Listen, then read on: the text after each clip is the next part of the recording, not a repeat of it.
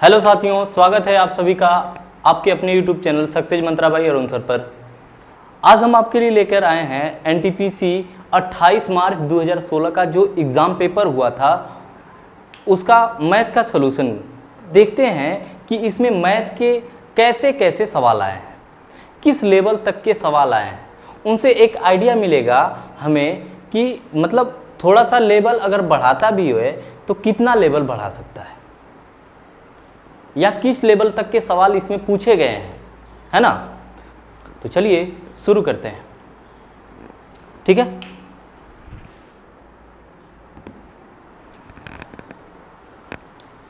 देखिए पहला सवाल आपकी स्क्रीन पे है। हम जानते हैं कि 1 मिलियन में कितना, तो 10 लाख होता है।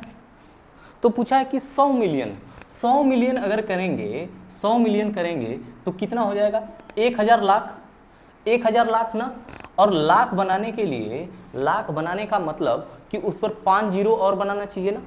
1000 तो ये हो गया और लाख बनाना है तो 5 जीरो बनेगा, 5 जीरो बनेगा ना। चलिए अब इसको थोड़ा सा पढ़ लीजिए, कितना हो गया ये पूरा, इकाई, दहाई, सैकड़ा, हजार, 10,000, लाख, 10 लाख, करोड़, 10 करोड़, यानी कि कितना हो गया, 10 करोड़।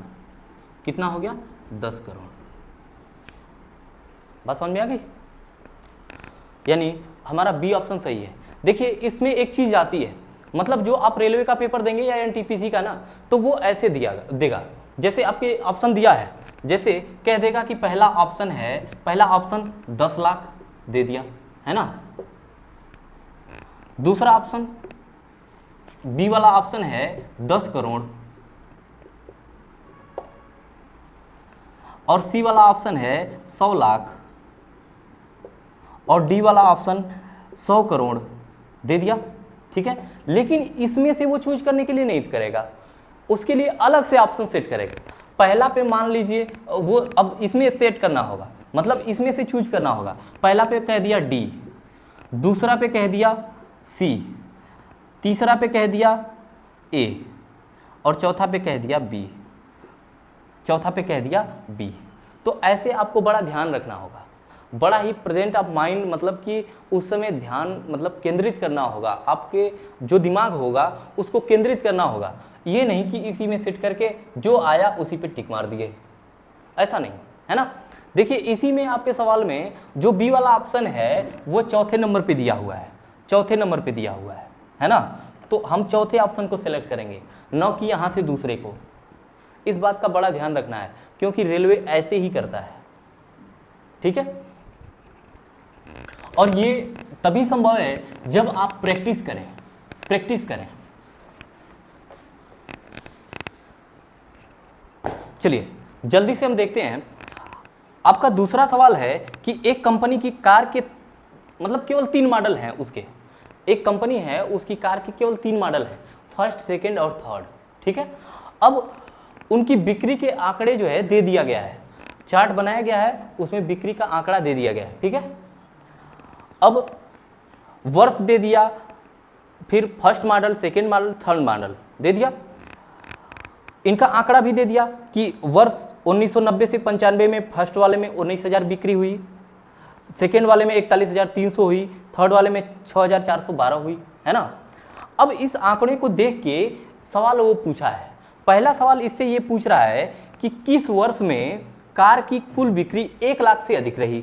बताइए किस वर्ष में कार की कुल बिक्री 1 लाख से अधिक रही, बताइए। अब देखेंगे कि पहले में 19,000 मोटा मोटी मान लेते हैं कि 19,000, 41,000, 64 नहीं होगा ना। अब 2011 और 15 में आप देखेंगे, 2011 से 15 कि पहले ही मॉडल का दाम बिक्री जो है 91,000 हो चुकी है और दूसरे मॉडल में 16,000 हो चुकी। अब ये तो फर्स्ट और सेकंड मिलके ही 1 लाख पार कर दिए। तो हम देखते ही देखते बता देंगे कि 2011 से 15 में उसकी बिक्री 1 लाख से पार हुई। चलिए अगला है कि इसी से है कि 2011 से 15 की अवधि में मॉडल 1 और 2 की बिक्री की हिस्सेदारी में कितना का अंतर है, कितना का अंतर है। तो हम क्या करेंगे, हम क्या करेंगे कि जो 2011 से 15 के फर्स्ट मॉडल है ना, फर्स्ट मॉडल में कितने हैं? 91,600 कितने? 91,600 और सेकेंड मॉडल में 16,400 और थर्ड में है 10,025।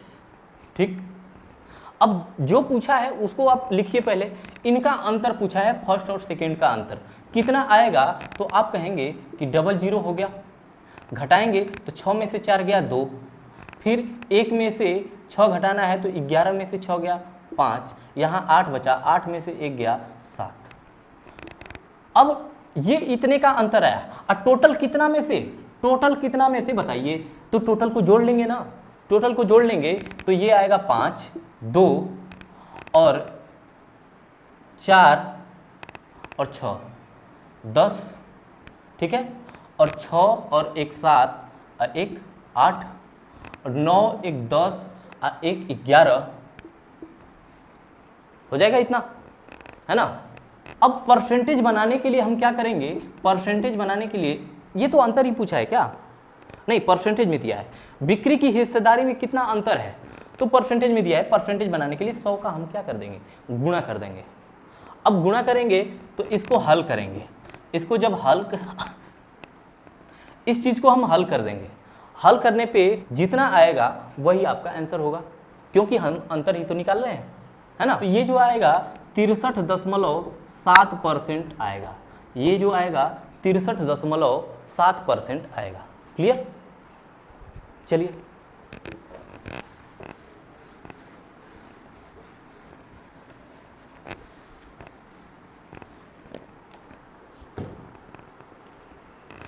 अगला सवाल है कि 54 छात्रों की एक कक्षा में 24 छात्र दूध पीते हैं, है ना, 28 छात्र चाय पीते हैं और 8 छात्र कुछ भी नहीं पीते। ठीक, तो कितने छात्र दूध और चाय दोनों पीते हैं, दूध और चाय दोनों पीते हैं। ऐसे सवालों को करने के लिए आप थोड़ा सा डायग्राम बना लीजिए, डायग्राम बना लीजिए, ठीक है।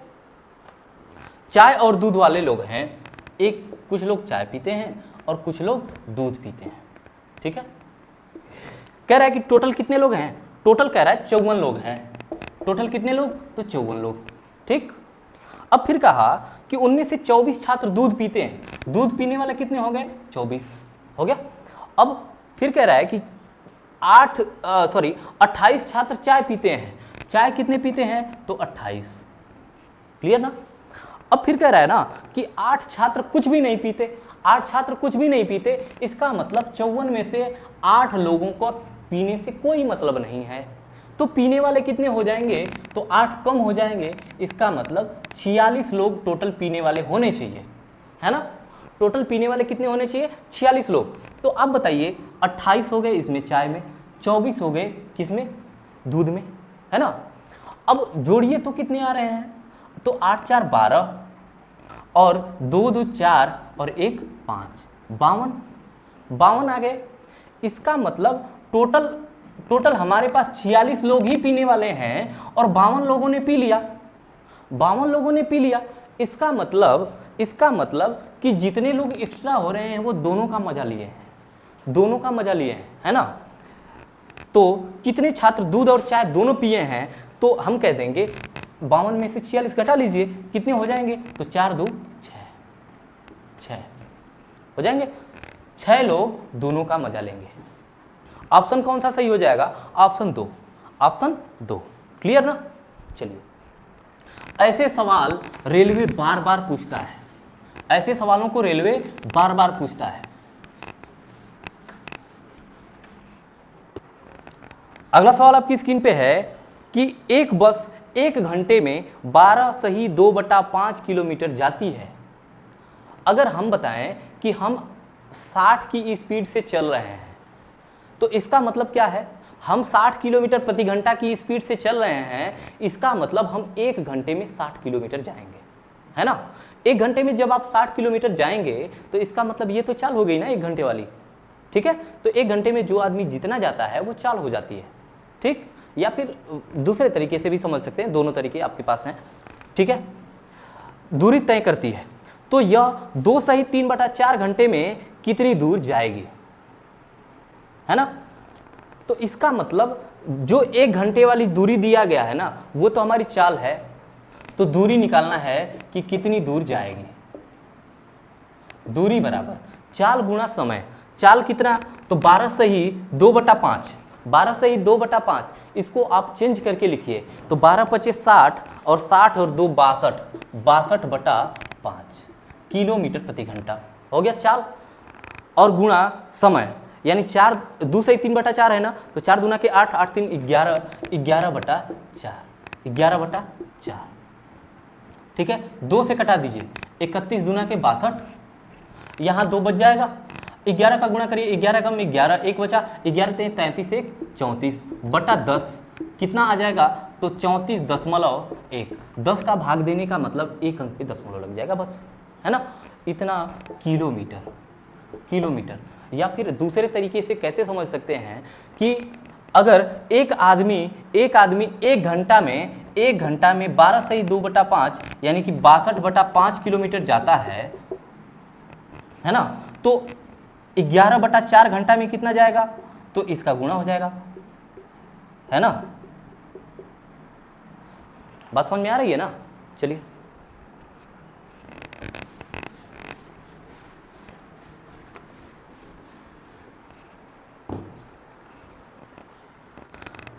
अगला दे दिया कि 34 16 4 12 बराबर 26 सही सेट का चयन कीजिए। 34 16 4 12 बराबर 26 सही सेट का चयन कीजिए। इसके लिए आपको भागुयोग का ज्ञान होना चाहिए। भागुयोग यानी भाग गुणा जोड़ घटाना, मतलब सबसे पहले भाग की जाती है ना।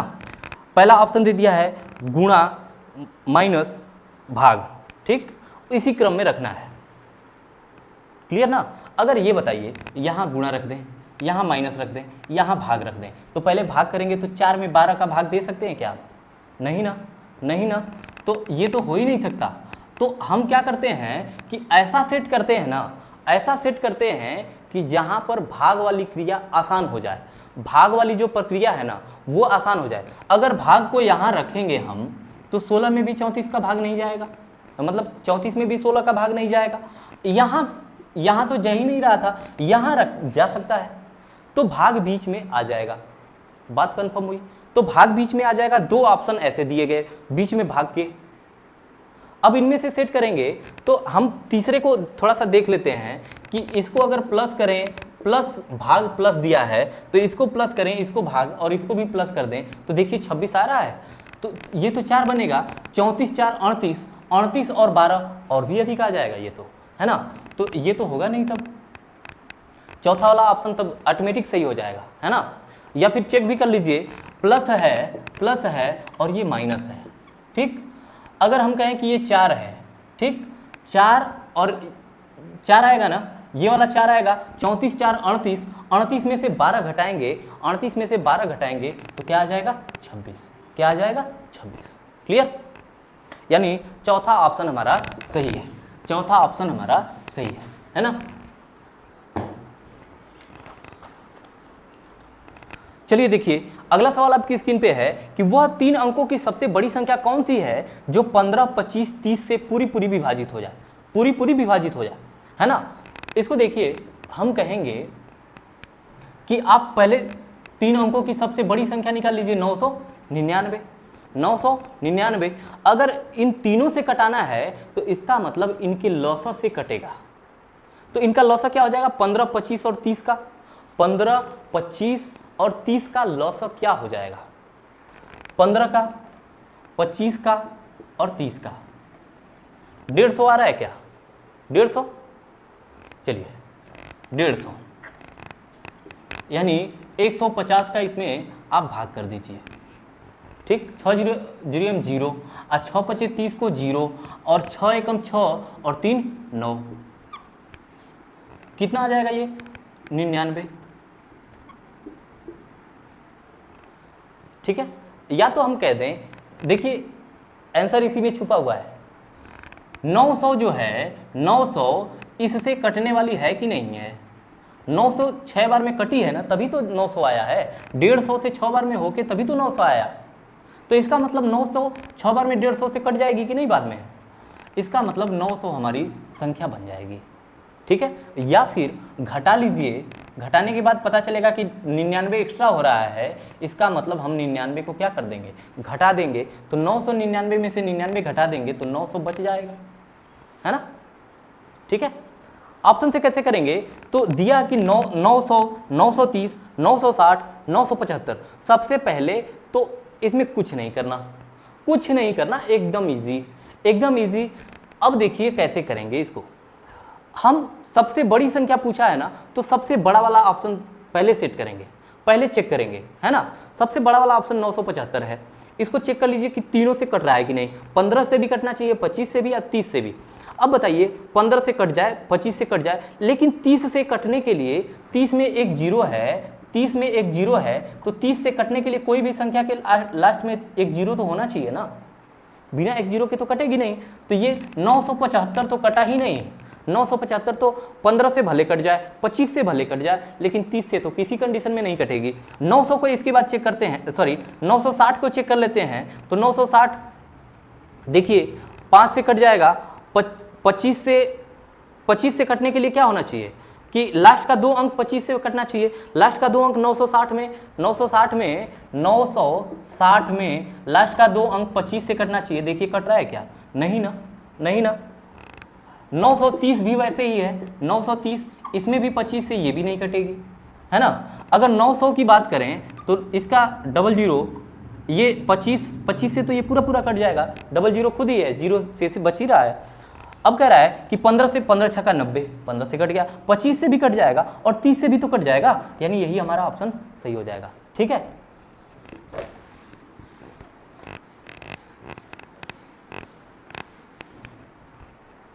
अगला सवाल आपका दिया गया, एक चार्ट दे दिया गया और उसमें रेल दुर्घटना के बारे में बताया गया है, प्रतिदिन का आंकड़ा दिया गया है रेल दुर्घटना की, कि संडे को 142 रेल दुर्घटनाएं हुई, मंडे को 173 हुई, ट्यूसडे को 165 हुई, वेडनेसडे को 124, ऐसे ही दिया गया है। ठीक है, तो इससे अब पूछ रहा है ना कि मृत्यु रिकॉर्ड सर्वाधिक किस दिन रहा, सबसे अधिक मृत्यु रिकॉर्ड किस दिन रहा। तो बताइए सबसे अधिक मृत्यु रिकॉर्ड किस दिन दिख रहा है आपको, 220 लोग सबसे ज्यादा मरे, तो किस दिन, शुक्रवार के दिन। तो हमारा शुक्रवार हो जाएगा चौथे ऑप्शन पे, शुक्रवार, है ना। सप्ताह में प्रतिदिन की औसत मृत्यु दर क्या है, प्रतिदिन की औसत मृत्यु दर निकालने के लिए सबको जोड़ के और जितने दिन हो रहे हैं उससे भाग कर देंगे, है ना। तो सबको जोड़ेंगे तो आ जाएगा 3 2 5, 5 5 10, 10 4 14, 14 और 8 22, 22 और 9 31, 31 को 1 कैरी हुआ 3, फिर 4 7 4 11, 11 और 6 17, 17 2 19, 19 और 9 28, 28 और 2 30, 30 और 8 38, 38 और 3 41, कैरी कितना हुआ 4, 1 1 2 1 3 4 5, 5 2 7, 7 1 8, 8 4 12, बटा कितना, तो 3 3 6, एक 7 दिन का आंकड़ा दिया गया है। ठीक है, 7 दिन का आंकड़ा दिया गया है, कितना आ जाएगा ये, 7 से भाग कर दिए, 7 एकम 7, बचा 5, 51 हो गया, 7 7 49, 2 बचा, है ना, 21 हो गया, 7 त्रिका 21, 173। कौन सा ऑप्शन सही है, दूसरा वाला ऑप्शन सही है, 173। ठीक है,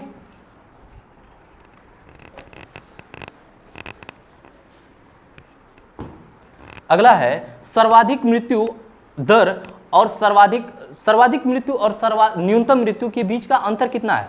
सर्वाधिक मृत्यु कितनी है, तो 220, और सबसे कम मृत्यु कितनी है, तो 124 कह सकते, हाँ 124।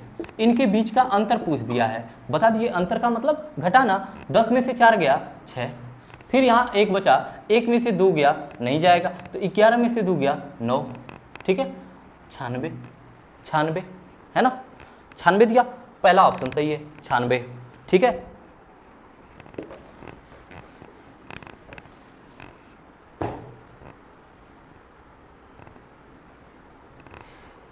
फिर कह रहा है कि यदि एक आयत का परिमाप 24 सेंटीमीटर है, यदि एक आयत का परिमाप 24 सेंटीमीटर है तथा लंबाई जो है चौड़ाई की दोगुनी है ना, तो उसका क्षेत्रफल क्या है बताइए।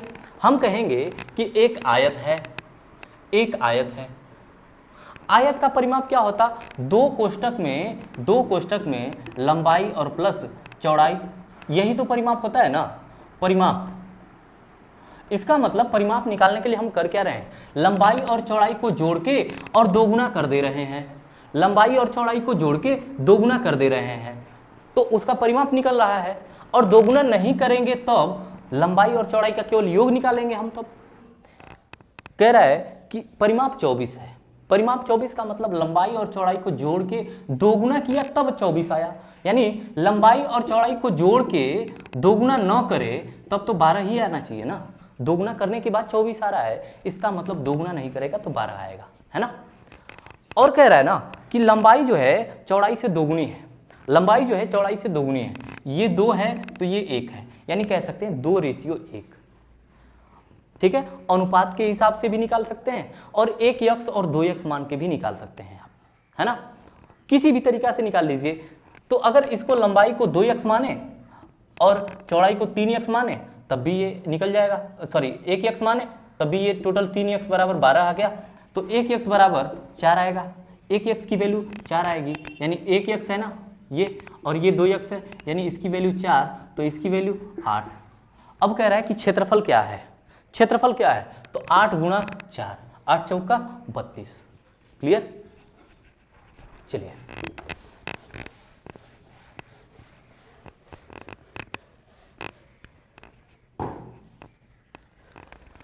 चलिए अगला है, यदि जानवी 1,25,000 रुपए 8% वार्षिक दर से ब्याज पर उधार लेती है ना, तो 2 वर्ष के अंत में उसके द्वारा अदा की जाने वाली राशि कितनी होगी। ठीक, ब्याज कुछ नहीं बताया, मान लीजिए आप साधारण ब्याज पे दे रहे हैं, है ना, साधारण ब्याज पे दे रहे हैं, ठीक, कुछ नहीं बताया तो आप साधारण ब्याज मान के चलिए। अगर कह रहा है कि 1,25,000 इतनी राशि है, आपने इतना जमा किया और 8% वार्षिक दर से आपको ब्याज देना है, तो बताइए 8% 1 साल का देंगे तो ये कितने साल बाद दे रही हैं, 2 साल बाद। 2 साल बाद ब्याज होता क्या है, ब्याज जो मूलधन के अलावा हम एक्स्ट्रा पैसा देते हैं ना, एक्स्ट्रा पैसा देते हैं उस पैसा को अपने पास रखने के बदले में, तो वही होता है ब्याज, है ना। तो 1 साल का 8% एक्स्ट्रा दे रहा है तो 2 साल का कितना देगा, 2 साल का कितना देना होगा, तो 16%। 16% अगर हम कहें कि टोटल तो होता 100%, 16% बढ़ा के आपको देना है तो टोटल आप देंगे कितना, तो 100 16%, यानी 116/100। बात क्लियर हो गई, चलिए 100 से 00 कटा दीजिए। क्लियर, 125 गुणा 116 गुणा करिए, 116 गुणा 125 कितना हो जाएगा, 125 गुणा 6 अगर करेंगे तो 25 छक्का 150 और 750, 125 छक्का 750। ठीक, बच गया कितना, 75। 125 से कम 125 और 75 जोड़ेंगे तो 200, 200, 200 को 0 कैरी हुआ 20, 125 से कम 125 और 20 145, 145, ये तो इतना आया 145, और 1 0 यहाँ से भी, 00 यहाँ और 1 0 यहाँ से, यानी 1,45,000, 1,45,000, यानी तीसरा ऑप्शन सही हो जाएगा। ठीक है,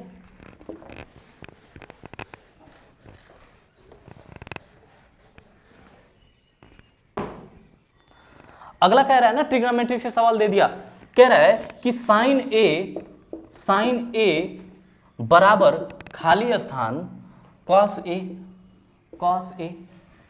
ठीक, अब यहां क्या भरा जाए कि ये दोनों बराबर आवे, यहां पे मतलब कुछ नहीं है तो गुणा का चिन्ह है, तो यहां पे क्या लिख दिया जाए कि ये साइन ए बन जाए, तो इसका मतलब कि साइन ऊपर होना चाहिए तो साइन ऊपर आएगा, और कास से कास कट जाए तब सेट हो सकता है ना, कास से कास कट जाए, कास से तभी तो कटेगा ये, और साइन ए बच जाएगा, है ना।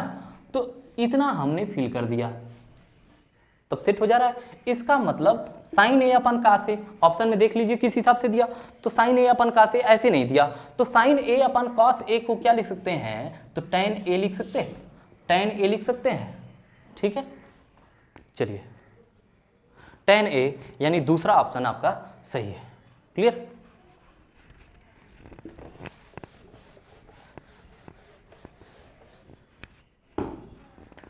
अगला है फिर ट्रिग्नोमेट्री से, ये तो पिछले भी सेट में आया हुआ था एलपी वाले में।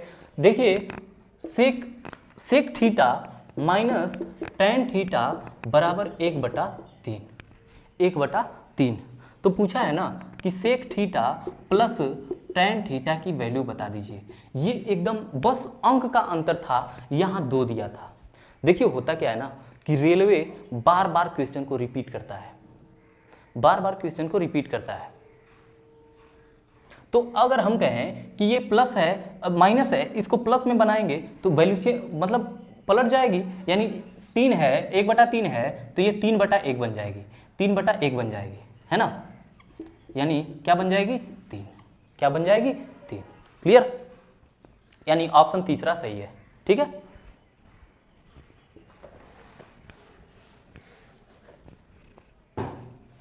चलिए अगला है, कह रहा है कि 50 व्यक्तियों के कार्यालय में 18 लोग दाएं हाथ से लिखते हैं। फिर वैसा ही सवाल, 50 व्यक्तियों के एक कार्यालय में 18 लोग दाएं हाथ से लिखते हैं, 26 लोग बाएं हाथ से लिखते हैं और 2 लोग अपने दोनों हाथ से लिख सकते हैं। कितने लोग ऐसे हैं जो लिख नहीं सकते, है ना।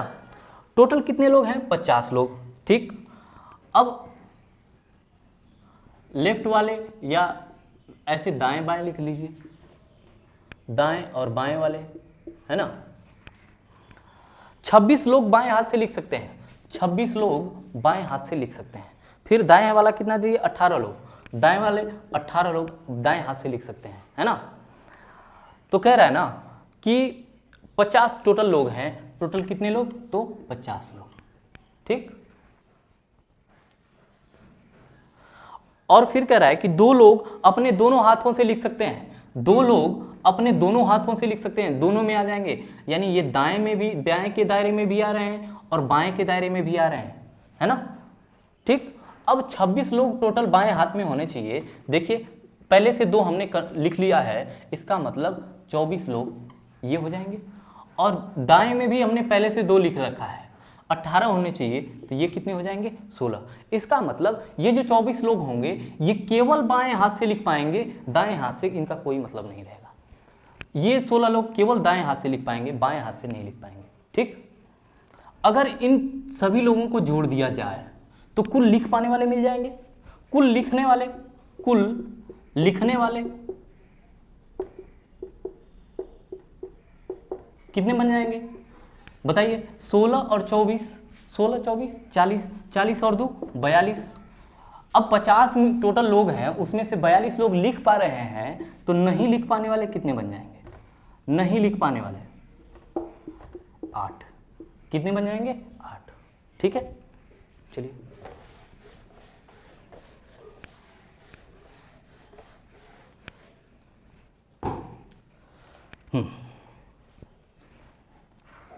यानी ऑप्शन ए सही है। अगला है कि एक घड़ी का अंकित एमआरपी, एमआरपी मतलब मैक्सिमम रिटेल प्राइस, मतलब अंकित मूल्य, अंकित मूल्य जिसको कहते हैं अंकित मूल्य, है ना। इसी अंकित मूल्य पर ही हमें छूट दी जाती है। कह रहा है कि एक घड़ी का एमआरपी 4750 रुपया है, उसकी बिक्री पर 12% की छूट दी जाती है। कितना है एमआरपी, 4750 रुपया। ठीक, 12% की छूट दी जाती है। अगर कोई आदमी आपको 12% छूट देगा तो आपसे लेगा कितना, 88% तो ले लेगा ना, क्योंकि टोटल 100% होता है। अगर 100% में से आपको 12% छूट दे दिया तो आपसे लिया कितना, तो आपका 88% ले लिया, है ना। अब कह रहा है कि 12% की छूट दी जाती है। यदि दुकानदार ने 3850 रुपए में खरीदा, है ना, 3850 रुपए में खरीदा, तो उसको कितने रुपए का लाभ हुआ। ठीक, अब बताइए एमआरपी इतना, छूट दी जाए कितनी, 12% यानी 88% लिया जाएगा, 88% लिया जाएगा ना। ठीक, अगर इसको गुणा किया जाए तो क्या बनेगा, एक जीरो से तो एक जीरो इसका कट जाएगा, 8 बचे 40, ठीक है, बचा 4 और 8 सते 56, 56 4 60, बचा 6 और 8 चौका 32 और 6, 32 और 6 38, 3800 आया। और फिर 3800 और ऐसे जोड़ना भी है क्योंकि फिर 8 से गुणा, तो ये कितना आ जाएगा 00 8 और 8 3 11 और 3 1 4, है ना। और 10 से भाग भी दे देना है तो एक जीरो कट भी जाएगा, यानी क्या आ जाएगा 4180 रुपया। इसका मतलब इतने रुपए अंकित किया जाएगा तो इतना रुपया में बेचा जाएगा। लेकिन उस दुकानदार ने क्या किया कि कितना में खरीदा, उस दुकानदार ने खरीद कितना में किया था, उसको खरीदा था 3850 रुपए में। एक्चुअल जो उसकी खरीद पड़ी थी ना वो 3850 रुपए की पड़ी थी, लेकिन उसने बढ़ाकर उस पर इतना दाम रख दिया था। उसके बाद लोगों को मूर्ख बना रहा था कि अब हम आपको 12% की छूट दे रहे हैं, यानी 88% आपसे ले रहे हैं, तो कितना में आपको देंगे, तो 4180 रुपया में देंगे। तो बताइए उसको कितने का लाभ होगा। 3850 रुपए की खरीद पड़ी थी और उसकी घड़ी बिक गई 4180 रुपया में, तो कितने का लाभ हुआ, घटा दीजिए। लाभ कितने का होगा, लाभ कितने का होगा तो घटा दीजिए, तो 0 बन जाएगा, है ना। 8 में से 5 गया 3 बन जाएगा, और 11 में से 8 जाएगा, 8 3 11, 330 रुपया, 330 रुपया उसको लाभ हो जाएगा, है ना। चौथा ऑप्शन सही है।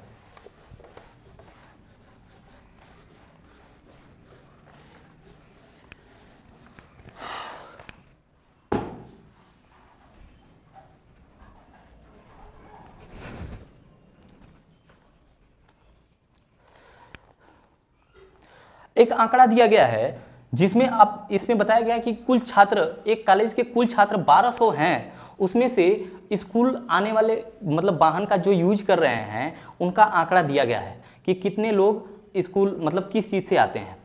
तो इसमें आंकड़ा दिया गया कि 150 डिग्री, परसेंट नहीं दिया, परसेंट नहीं दिया, इनको दो तरीके से व्यक्त किया जाता है, एक तो डिग्री में व्यक्त किया कर दिया जाता है और एक परसेंटेज में, है ना। तो जैसे परसेंटेज में बदलने के लिए हम 100 से भाग करते हैं ना, क्यों, क्योंकि 100 परसेंटेज पूरा 100 का होता है, वैसे ही डिग्री में, डिग्री जैसे 15% दे दिया, 15% अगर दे दिया तो इसको परसेंटेज के बदले हम क्या लिख सकते हैं 15/100। तो वैसे ही अगर 120 डिग्री दे दिया तो इसको हम क्या लिख सकते हैं 120/100, नहीं 100 नहीं, क्योंकि परसेंटेज तो पूरा 100 का होता है, लेकिन डिग्री पूरा कितने की होती 360 की, ऐसे, है ना। तो देखिए ये आंकड़ा दिया गया, तो फिर पूछा है ना, कार से 150 डिग्री आते हैं, वॉक करके 30 डिग्री आते हैं, साइकिल से 60 डिग्री आते हैं और बस से 120 डिग्री आते हैं। तो पूछा है कि कार से कितने लोग स्कूल आते हैं, कितने लोग कार से स्कूल आते हैं, तो कार वाले कितने हैं बताइए, कार वाले कितने हैं, तो 1200 का कितना डिग्री, तो कार वाले कितने हैं, तो 150 डिग्री, 150 डिग्री का मतलब 150/360, 0 से 0 कटा, उसके बाद 12 से कटा दीजिए, 12 3 36, अब 12 दहा में 120, है ना। 3 से कटा दीजिए, 3 पचे 15, 50, यानी 50 गुणा 100, 50 गुणा 10, 500 लोग ऐसे हैं जो कार से स्कूल आते हैं, यानी ऑप्शन तीसरा सही है, ऑप्शन तीसरा सही है ना। अगला है कि एक साइकिल चालक 8 किलोमीटर की दूरी 15 किलोमीटर प्रति घंटा की चाल से तथा 4 किलोमीटर की दूरी 20 किलोमीटर प्रति घंटा की चाल से तय करता है, तो पूरे यात्रा के दौरान उसकी औसत चाल क्या है। ठीक है, लोग बड़ी आसानी से निकाल लेते हैं तब जब उनके द्वारा तय की गई दूरी बराबर हो, उनके द्वारा तय की गई जो दूरी हो बराबर हो, लेकिन इसमें तो एक चाल से 8 किलोमीटर जा रहा है, एक चाल से 4 किलोमीटर जा रहा है ना। तब हम कैसे करेंगे, तो औसत चाल निकालने के लिए कुल दूरी बटा कुल समय, कुल दूरी कितना चला बताइए, 8 किलोमीटर चला ना, 8 किलोमीटर चला और 4 किलोमीटर चला, कितना कुल दूरी चला 12 किलोमीटर, चाल बराबर दूरी बटा समय, कुल समय निकाल लीजिए, समय अब अगर 8 किलोमीटर आपको जाना है और 15 की स्पीड से चलेंगे तो समय कितना लगेगा, तो समय बराबर दूरी बटा चाल, दूरी 8 और बटा चाल कितना, किस चाल से चल रहा है 15, इतना समय तो 8 किलोमीटर में लग जाएगा। और वैसे ही 4 किलोमीटर में ये 20 के हिसाब से चल रहा है तो इतना लग जाएगा, दोनों को जोड़ दिया जाए कुल समय भी निकल जाएगा, है ना, यानी 12 बटा, अब इसका एलसीएम कितना हो जाएगा बताइए, एलसीएम कितना हो जाएगा 20 और 15 का तो 60 कह सकते हैं, 15 चौका 60, 4 बार तो 8 चौका 32 प्लस 20 तिहाई 60 तो 3 चौका 12, कितना आ जाएगा 12। अब ये चीज ऊपर चला जाएगा 60 और बटा कितना 32 और 12 कितना 44 है ना, तो कितना कह सकते हैं 4 से कटाएंगे, 4 तिहाई 12, 11 चौक 44, 180 बटा 11, 180 बटा 11 दिया है क्या, ऑप्शन पॉइंट में दिया है, पॉइंट में दिया है, इसको चेंज कर लीजिए तो 11 एकम 11 बचा 7, 70 हुआ तो 11 छके 66 बचा 4, 40 हुआ तो 11 तिहाई 33 बचा 7 70 हुआ 11 छके 66, 16.36 दूसरा ऑप्शन है, दूसरा ऑप्शन इतना किलोमीटर प्रति घंटा। बात समझ में आ गई, चलिए